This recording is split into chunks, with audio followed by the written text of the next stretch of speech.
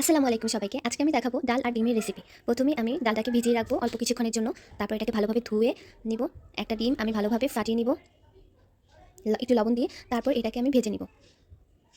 আপনারা চাইলে এখানে 2টা ডিমও ইউজ করতে পারেন। তারপর এটাকে আমি ভাজ করে নিয়ে 4 পিস কেটে নিব। ছোট, ছোট করে কেটে নিব। আপনারা চাইলে 2 পিসও করে কেটে নিতে পারেন। তারপর আমি অল্প একটু তেল দিয়ে 2টা শুকনো মরিচ দিয়ে দিয়েছি। এর মধ্যে পেঁয়াজ দিয়ে একটু ব্রাউন কালার করে একটু হলুদ, মরিচ, জিরা, ধনিয়া অল্প অল্প করে দিয়ে একটু কষিয়ে নিয়েছি। আর পরিমাণ মতো লবণ দিয়ে দিতে হবে।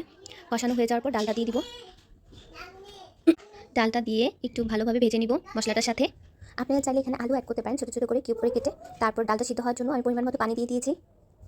ডালটা যখন সিদ্ধ হয়ে আসবে এর মধ্যে কাঁচামরিচ দিয়ে দিয়েছি। তারপর এটাকে একটু ঘুটে নিয়েছি।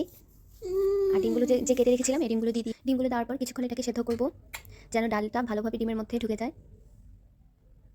ডালটা ডিমের মধ্যে ঢুকে ডিমগুলো বড় বড় হয়ে গিয়েছে। একটু ধনিয়া পাতা দিয়ে আমি এটাকে ঢেকে রাখবো কিছুক্ষণের জন্য।